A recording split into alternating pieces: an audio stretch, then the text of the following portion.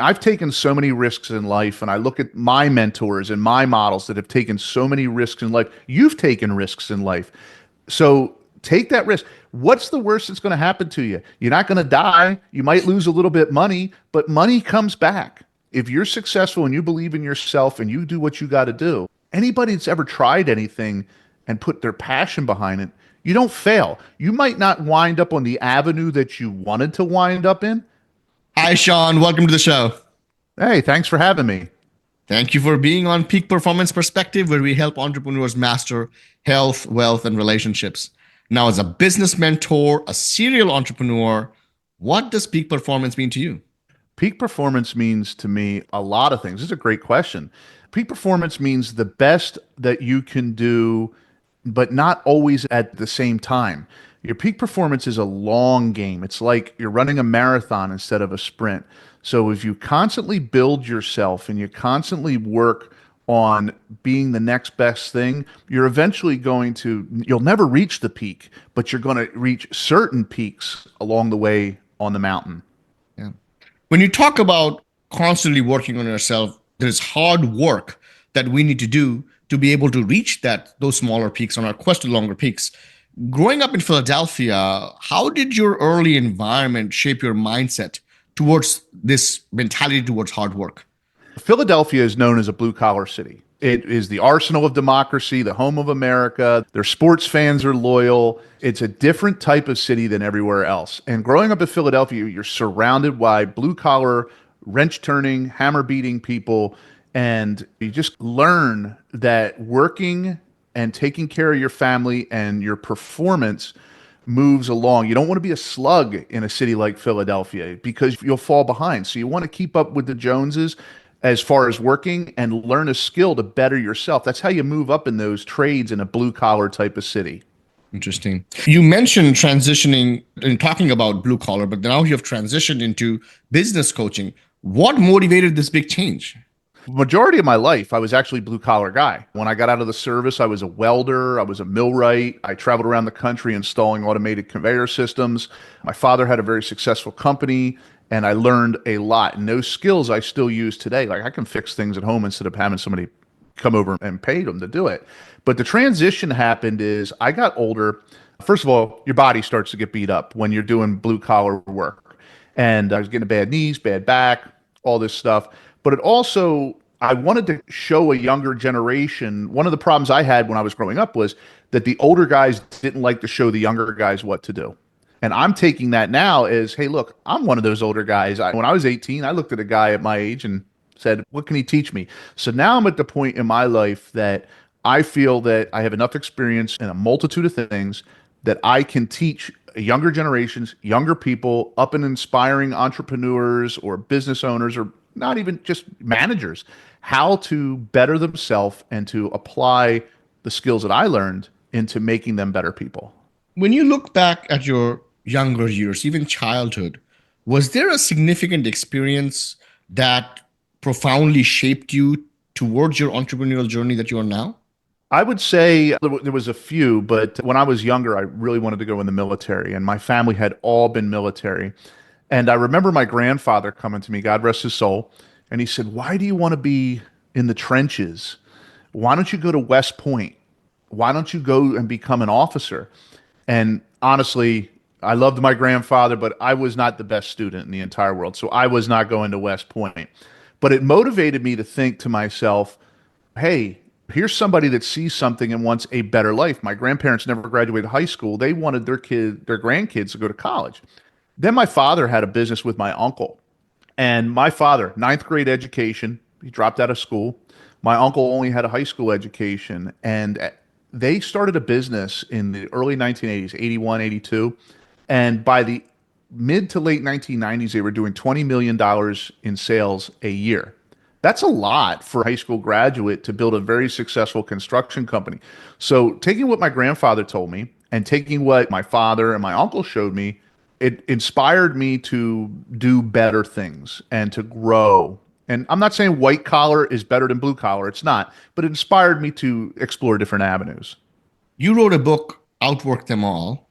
Can you share a personal story from your life that illustrates the philosophy you have of outworking the competition. So yeah, like everybody else, I got a million stories. But I will say this. My grandmother, she worked at Ford Auto Plant and she waitressed at night. And this is in the book. And this is a woman that could change tires and make you an ice cream sundae all within 15 minutes. She was a stupendous woman. She was great. She lost three kids in 10 years. My uncle was killed by a drunk driver. My other uncle was murdered, and my aunt was killed in a car accident, all within 10 years. Then she buried two husbands and a brother, all within a 20-year period. And that's enough to suck the life out of anybody.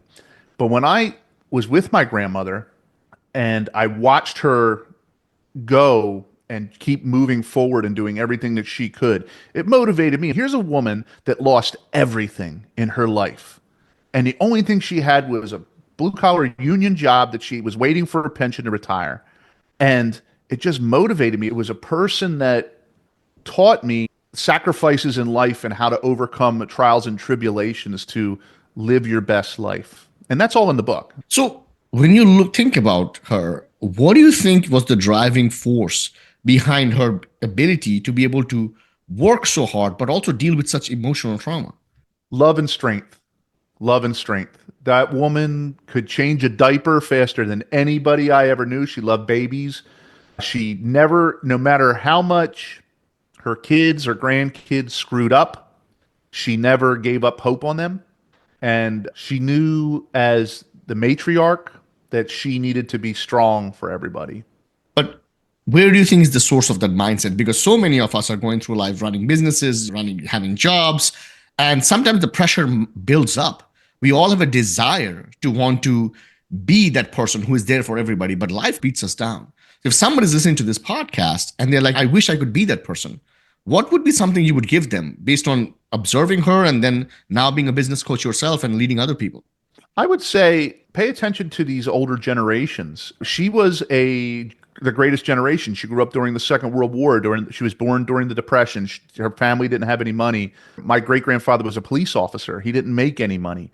It's not like today where police make a good living. The guy was a janitor at night when he wasn't a police officer.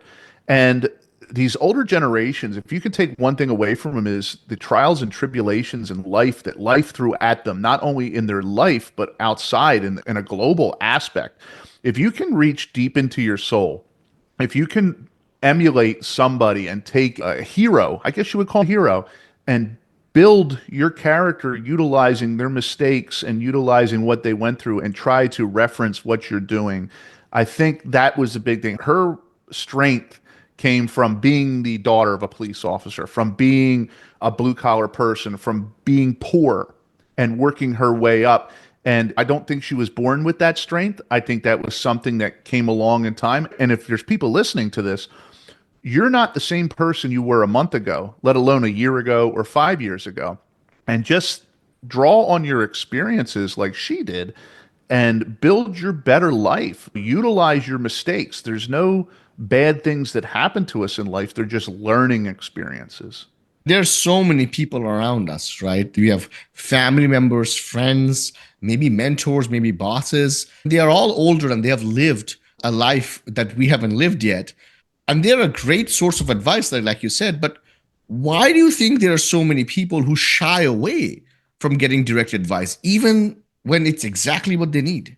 I think it's a fear thing. I think it's people thinking that they're going to be vulnerable, that if you ask for help or if you need help or if you see somebody that's going through something and you're afraid to mention it on your own, that you're also going through it or something like it, people are afraid, and there's really no reason to be afraid. Obviously, pick who you trust because some people will take advantage of you. But if you feel close enough that somebody you can open up and talk to them, a mentor, a boss, a friend, whatever, an old college buddy, and you can feel that you can talk to them, a lot of times you can break down where you're at and figure out the problem. And maybe they don't give you the answer, but maybe they give you a different angle to look at things. We get so tunnel visioned. Instead of trying to figure out how to fix the problem, we dwell upon the problem too much. So, how do you recommend someone overcome the fear of taking bold actions?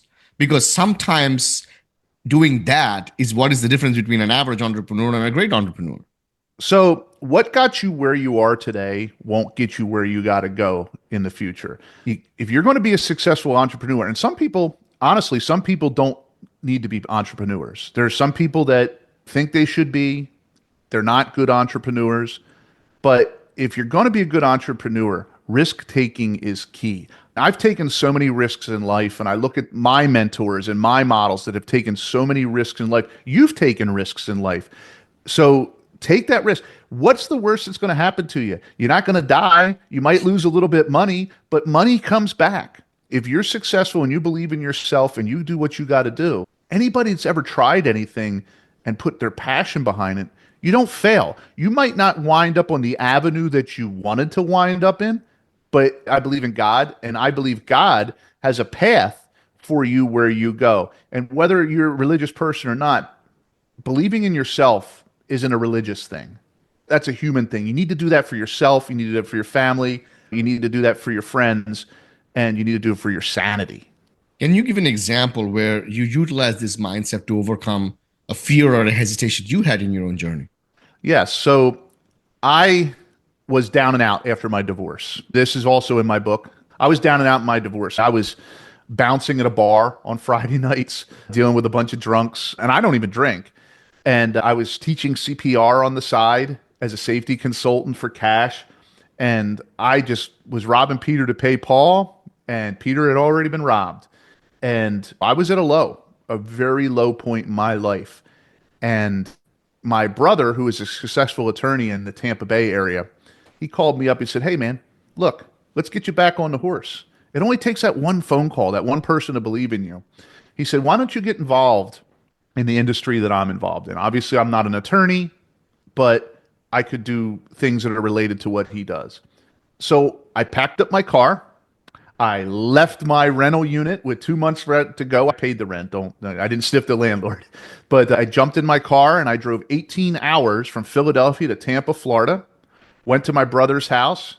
In about a month, I had my exams for my current position, what I do. And within 6 months, I was self-employed. And he said, "Look, stay with me. Let's get this going." And it was nerve-wracking because I left all my friends, I left my kids, I left my father still lived up there, and it was a future that I wasn't ready for. But one thing kept ringing in my mind. The movie Shawshank Redemption was ringing in my mind at the end where Morgan Freeman was saying some birds are not meant to be caged. Their colors are too bright, and when you let them go, it hurts, type of thing. And it just kept reminiscing in my mind that, hey, my time in Pennsylvania is over, and I'm delaying the inevitable. I was scared, but I did it. Yeah. You talked a little bit about how entrepreneurship may not be for everybody. And we're living in a society now where entrepreneurship is glorified more than it really should be. And people are getting into it with a different type of a mindset. So what advice would you have for young generation who are listening to this about their realistic expectation they should have about entrepreneurship? So this is going to be controversial, but I'm a controversial guy. I'm a call in my book. It's a no yes type of thing. Don't chase the shiny objects. Like the song says, not everything that glitters is gold. And you will watch, especially younger generations like myself didn't grow up on the internet. It didn't exist. Today, you will watch YouTube, you'll see Facebook, Instagram, all these people trying to get you to be a published author or own a business or invest in this stock and you'll retire in 3 years. All sorts of crazy stuff. There's a famous saying, and it applies to being an entrepreneur. If you're not spending money doing it, you are the product. So now, if you're not putting into yourself and trying to build yourself, and you're just watching these guys on YouTube saying, "Hey, man, you can do this and you can do that, and let's do this," they're selling you an idea, a fantasy. You're not sitting back and writing this business plan. You're not making the sacrifice. You're giving it to one of these gurus, these self-proclaimed gurus that really are getting rich off your back. So, should you be an entrepreneur? Think about it for a second. If it's glitters, it's not gold, you're wasting your time. You have to sacrifice and be 100% in your gut and have that fire in the belly if you want to be an entrepreneur. You cannot half-ass being an entrepreneur. You're better off going to work for somebody else. We have to get business advice from somebody. So, how do you separate worthwhile business advice from trendy nonsense? So that's where you get your real life mentors, people that you meet in person. Okay. The guy that's on YouTube that's trying to sell you an idea doesn't know you. He's selling you on the fallacy that you know him because you watch him. It's kind of like people that watch Friends and they think, I know Phoebe. They don't know Phoebe. They don't know Lisa Kudrow. They just know the character they play. You're surrounded by all sorts of people. And if you doubt it, think about this. If you're a small business owner or interested in business and you work a fast food job, who can you talk to? Oh, maybe the owner of that McDonald's, maybe the manager of that McDonald's. Yeah, they're not a multi-billionaire, but they're at a place where you have to work up to. You can't go from living in your parents' attic to a billionaire overnight because you watched a YouTube video. There's tons of people around you. And more than likely, most people will take a little bit of time to share a little business knowledge with you and mentor you just a little bit. Yeah. So, what would you say is like one brutally honest business truth that most coaches even avoid telling their clients? You're not going to get rich quick. Yeah. That's it. Everybody thinks that you can get rich quick. You're going to do something. Social media is a classic example. Today, they're telling everybody to make a YouTube channel. And I keep going back to YouTube, but that's one of the biggest social media platforms. Make a YouTube channel. You'll be a YouTuber. You'll be a millionaire. Guess what? You're not going to be a millionaire. You're going to spend lots of time and you're going to spend lots of energy on very little return.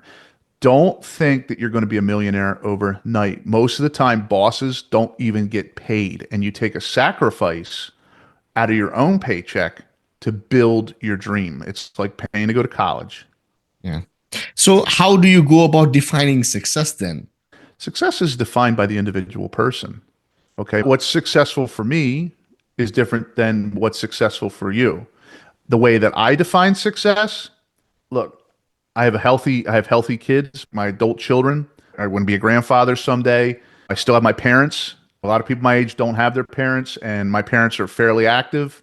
Success for me is the freedom to be able to pick and choose who I want to work with, but I've earned that. It took me 20 years to get where I'm at. Success for me is to be able to look in the future and say, did I make the people around me proud and did I make myself proud? I'm never going to be a billionaire. And I know that, but I'm not going to be a failure either. So you choose your path to success. Some people's might be to be more physically fit. Some people might be to be more mentally fit. Some people might be to, and there's different stages of success. You know, what defined the success for me at 30 was not the same as at 40, and I'm almost 50, and it'll be different at 50. So steps, little baby steps, and define what you like. Just take the little victories along the way. But there's a slippery slope to that, right? Because we always convince ourselves of whatever we want to convince ourselves. Like fitness example, I have lived on both sides of the coin. I have been morbidly obese with the 41% body fat, and I've been shredded with the 5% body fat. And when I was 5% body fat, I was like, okay, I want to have an ice cream. I can have an ice cream. I deserve it. When I was morbidly obese, I would also say the same thing to myself because I deserve it. For someone who is pushing themselves, like you're saying, right, they can define that success to be the best version of themselves. But sometimes that's an easy way out for a lot of people because they are not setting achievable goals that they could do. So how do you elevate them who are just accepting status quo and saying, oh, this is what I deserve and this is what I'm good with? So a lot of that stuff comes with your mental capacity and where you're at. Okay. When you're morbidly obese versus somebody that lost weight, morbidly obese person is probably, and again, this is different from person to person, but that morbidly obese person might be just eating that ice cream sandwich because they're addicted to sugar and they need that comfort food versus the person that is spending hours working out, running, doing whatever they need to do may have look at that as a treat for them reaching a goal in where they need to be in life. So for you to define that, nobody's going to define that for you. You need to define that for yourself. You need to look in the mirror and say, is this the person I'm happy with? Now, we're our own worst critic. Everybody is their worst critic. So if you're the worst critic, how do you please that worst critic? Looking at myself in the mirror, and if I'm 350 pounds and I'm shoveling a big bowl of ice cream, am I truly happy or is this comfort food? Okay. If I'm shredded and I'm out here working out and I put people down that are fat, does that make me feel better about myself too? No, that's a negative impact because you're beating somebody up that used to be like you. Instead, maybe take them under your wing and say, hey, how can I motivate you? Now, remember, they're not going to have the motivation that you have because you've been working on it for years. So for them to go around, walk around the block once might be just that one step towards where they need to go. Talked about working hard. You talked about trying to be the best version of yourself, and almost none of these things can be accomplished without discipline. How do you go about personally maintaining discipline on days when motivation is not there? So here's a little secret. You're not disciplined every day. That's just a part of life. That's the fallacy a lot of people sell you online. Read 7 books a day and listen, you're not going to do that. Nobody does that. Okay. Unless you're Rain Man and you can memorize cards, you're not going to do that. Okay. So you're not going to have a victory every day. Okay. It's the little victories. And again, I keep going back to the military stuff and the history stuff. If you look at Ulysses S. Grant, who's one of my role models, Ulysses S. Grant, prior to the Civil War, was so homeless that he was selling firewood on the side of the road, living in his in-laws' attic, and he had to pawn his pocket watch for Christmas presents for his kids. And he was a West Point graduate. And when he first joined the military during the Civil War, he had served in the military before the Civil War. But when he joined the military during the Civil War, he was a failure. People looked at him as an alcoholic, a drunk, but it was the little victories along the way that got him noticed. First, he captures a fort in Fort Donelson. Then he goes and he fights at the Battle of Shiloh. But then he makes a lot of mistakes along the way. And then he gets involved with Abraham Lincoln. And next thing, at 5 years after the Civil War, he's president of the United States. He didn't get there by being successful the whole way. He got there by making those mistakes along the way. Now, he's an exception. Not everybody's going to be president of the United States. But if you look at somebody like that and say, wow, 10 years before this guy was president of the United States, he was selling his pocket watch. And now he has one of the biggest monuments in New York and one of the most memorable presidents in United States history. And he did that by making mistakes along the way, and not everything was a victory, but learning from his mistakes. There is another camp of people who don't want to be disciplined because they say that discipline restricts their creativity, because being in a rigid form doesn't allow them to have creative ideas. What would you say to that? So it sounds like people like that a lot of times don't have a focus. They may have a focus for a creative idea, but if you're not going to implement that, ideas are just that. They're ideas until you begin to put them together. I've had lots of ideas. Sure, you've had lots of ideas over, I want to do this, I want to do that. But unless you act on it and you put something in place, or at least start to bake the cake by mixing the flour and the icing and everything like that into it before it's formed, at least then you're putting something together. But if you're just going to fantasize the whole time, you don't have business being an entrepreneur. You're living in the clouds. You need to go work for somebody because it takes a little bit of discipline and sacrifice to accomplish anything. If you're just going to guide through life, okay, man, and some people do that and they're happy, and God bless you, but that's not me. Yeah. So, what would you say is your number one tip for developing this mental resilience as an entrepreneur? I would say for me, and again, everybody else is a little bit different, but I would say for me, mental resilience comes from my failures. I don't want to let the people that got me where I'm at down. And I've already talked about my grandparents and my parents, but there's been a lot of friends and family along the way that were also influential. Guys like Stuart that I served in the Army with. My mentor, Steve Kitchen, who passed away about 15 years ago, that taught me everything I learned when I was a welder pipe fitter. I am their legacy. And that's my mental fortitude is I am their legacy. I am the reason that what they taught still lives on. And if I can pass that on to people, that's my mental fortitude. That's my strength. That's where I draw my persistence from, is the people that got me to where I'm at because they believed enough in me to get me where I'm at now. But what's the secret to living this bold life you're living? Because we might be able to wake up and we might be able to conquer the fear of uncertain future. We all have had things happen to us in the past that kind of causes reflexes. right? And a similar situation comes up and you hold back because you remember the last time something similar happened that hurt you. So, how do you go about future so boldly without fear, despite whatever has happened in the past? So depression is a sign of the past. Anxiety is afraid of the future. Okay. You can't go back and you can't change the past. We all have things. I don't care who you are. If you're over the age of 15 years old, you've had something in your life that you regret. You can't change that. I live with those ghosts. You live with those ghosts. Lots of people live with those ghosts, but those ghosts generally don't affect us where we're at today. Moving forward, don't be afraid of the unknown. If we were afraid of the unknown, we would never went to the moon. America would have never been discovered. Countless inventions and engineering marvels would not have been done. Okay, so you have to take yourself to the point where you're like, okay, I believe in where I'm going to go. If you don't believe in where you're going to go, then maybe you shouldn't do it. But you got to just take a little bit of that chance. I take the first step. It's like jumping a bungee jump. Once you jump the bungee jump, you take the first step, then you take the second, then you jump off. But you got to take that first step first. One of the ways that you defined success for yourself was the freedom to be able to work with whoever you want, right? So, what is an essential characteristic you look for in people when you're either trying to hire somebody or especially work with them? So that is actually a really good question. I'll break that down into two things.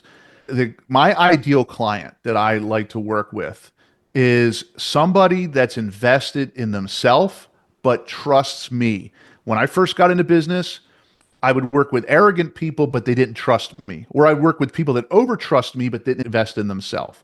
My ideal client, that's why I don't work with a lot of clients now. I work with a very small amount versus a numbers thing. So my ideal client is somebody that believes in themselves and also trusts me. Hey, Sean, do this, take care of this for me. I'll do what you tell me to do. Just guide me along the way. That's my ideal client. And they're hard to find, but they're out there. As far as employees go, so one of the sad parts about being a business owner is that employees come and go. You're sold on this idea that employees need to invest and believe in your business. Nobody's going to believe in your business as much as you do. Okay. And employees come and go. Okay. That's what they are. They're W-2 employees. You may get some that hang out for a few weeks and you might get some that hang out for a few years, but they're never going to live your dream. The thing is, if they're loyal, they're performing, they're doing well, take care of them. If they are a cancer or you feel they're going to be a cancer, it's easier to just let them go instead of kicking the rocks down the road and bringing somebody that's going to destroy you, steal your mindset, the happiness in your business. And honestly, one of the things I've heard, and this is going to be very, very controversial, most employees after about 3 to 4 years need to change anyway because they start to become uprooted. I know in the old days, like when my grandmother worked at Ford for 30 years, people stayed at the factory, but she wasn't, I loved her, but she wasn't inventing the next Etzel or God forbid the Etzel, but she wasn't inventing that. She was putting ABS brakes together. That's what she did. But you need to change and get new blood in. And don't be afraid to let people go to not only grow your business, but let them grow. If you generally care about your employees and you want them to do and be successful, know that when it's time to sever those ties. You talked about working with clients that you are very picky about. Can you tell a little bit to the audience about what type of business coach you are and what is it that you exactly do? So I help people in their businesses or in life in general, but mainly in their businesses, learn how to sell and develop their business in the Gen X perspective. We're that last generation that grew up without the internet, but we had it later in adult life. And there are techniques that we learned from our parents and our great grandparents that are more personal versus today, everything is impersonal online. People buy from a friend. People trust a friend. People want to work with a friend. And a lot of those social aspects of running your business are gone today. If I can take some people and show how we ran things in the 90s or the early 2000s before the internet exploded and bring some of that old school fulfillment back, you're going to have happier clients, more loyal clients, and you're also going to have a better outlook instead of hunt, kill, eat, always trying to fill your pipeline. You're going to get more referrals. And that's a coach that I am. I bring in new technology, but bring in old school ways to bring in you the prospective clients that you want to work with.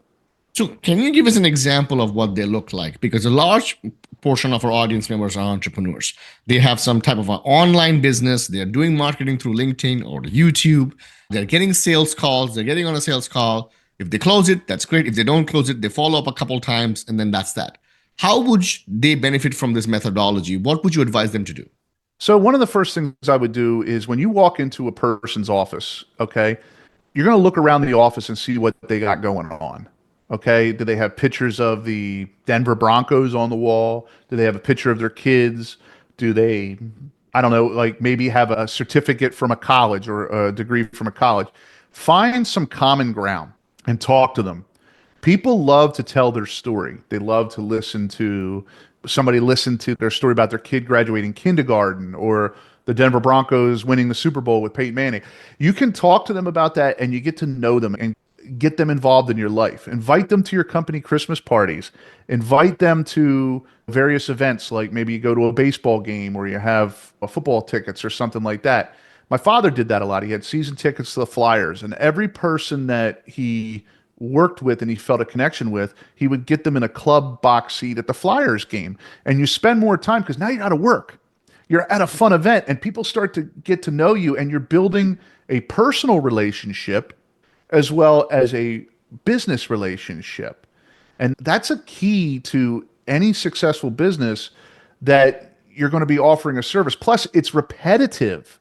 Okay. If you're selling something online, unless it's subscription based, for the most part, you're getting a one and done deal. Okay. But my father's company, and as well as mine, I get referrals all the time. If it's not them, they say, hey, here's my buddy Sean. He took care of this. And I've worked with multi-millionaires. I've worked with billionaires on things. And I treat them just like I treat anybody else. Just because they got a little bit of more money than me, I'll buy them dinner. I don't expect them to buy me dinner because they're a billionaire. It's not their job to buy me dinner. I'm their friend. Friend picks up the tab once in a while. But while there is value in this uber focus and building these deep relationships, it can also be exhausting after a while because it requires you to pour yourself into people. So, how do you deal with that aspect? So you feel the people out that you're working with. Okay. If you're giving more than you're getting, and I'm not telling you to go after people just to get things. Okay. Let's be Mhm. clear about that. But if you're giving more than you're getting and you're spending your wheels, spending your money, spending your time, and you're feeling used, you need to walk away from that person. As far as mental exhaustion, look, if you're working with people that you're getting along with and you're starting to look at them as friends, is it really mental exhaustion, or are you just spending a lot of time with your friends? Okay. At that point, your business becomes more of you. People buy from you. They don't buy from a business. They buy from you. So is it mentally exhausting? Sure, there's times you don't feel like going to some soiree wearing a suit and tie. Sure, I've been there too. You've been there. But sometimes you got to make sacrifices as a business owner too, especially if it's going to help you along. Or here's a little one for you. Even if it isn't going to help you and it's going to help your client, they will remember the way that you help them in the future. Wow. So, what would you say is a good practical skill that every entrepreneur should cultivate to be able to become this version of themselves? Learn how to talk. You can have the best online presence in the world. You can do anything that involves marketing and sales. But if you don't know how to talk to people and you can't find a relatable thing to them, you're not going to be a suitable business person. Listen more than you talk, but have an educated opinion on things. And if you don't know something, don't bullcrap. People can see that from a mile away. Yeah. Having lived this life, having started so many businesses, if you had to go back to the 20-year-old version of you, what would you warn yourself about? My mistakes got me where I'm at. I don't think I would warn myself about anything, because if I warned myself, I wouldn't be where I'm at today. But what I would tell myself is appreciate who you have. Because the people that I had when I was 20, I don't have a lot of them anymore. And appreciate the sacrifice and the belief that they have in you, and roll with the mistakes. I wouldn't change. I've been down some dark roads. I've seen some bad things. I've had some bad things happen to me in my life. I wouldn't change them at all. Not a thing. What do you think that 20-year-old version of you would be the most proud of? if you met this version of you today? That's a tough question. I never had anybody ask me that one before. The 20-year-old self, I think he would be surprised. When you're 20 years old, you're a little timid. You look at people around you and see where they're at in life. When you're 20, you're more into material possessions than you are when you're 40, 50 years old, 60 years old. I would say he would be surprised. I think he would be like, wow, the kid that got beat up and picked on when he was a kid now has written a book. He's hobnobbed with people in motion pictures and owns a successful business and a successful YouTube channel. He's got the love of his life. He's had two daughters. I think he would be very astonished and impatient to reach where I'm at today. Adversity comes and goes, and it's in everybody's life. Like you mentioned earlier, everybody goes through trauma, everybody has their story. But somehow it turns us into a little bit of a bitter person. How have you managed to be so bright and positive despite all this journey, even from when you were getting bullied as a kid to all the crazy things that happened to us as an entrepreneur as an adult? So there are times that you still beat yourself up. Don't let people think that because you reach a certain point in your life, you don't fight those demons. You fight those demons so they put you in the wooden overcoat in the ground, okay? That's the way it is. But I would say that a lot of it is time heals most wounds. I look at things that happened to me when I was getting divorced 14, 15 years ago. I got divorced, something like that.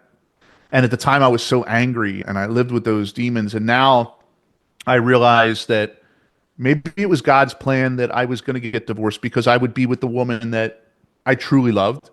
And I don't have any ill will against my ex wife. I moved on. At the time, I was severely angry. But looking back at the past 15 years, could I be still angry? Would that be healthy for me in my heart, in my mind, with my friends? No.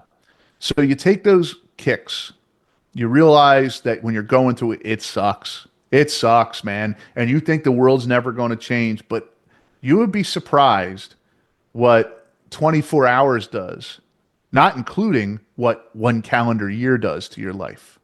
These problems, they're not going to last forever. There's always, what my grandmother said, God always has a way of working things out. So, what's your process of letting things go? So my process of letting things go is just let them run their course.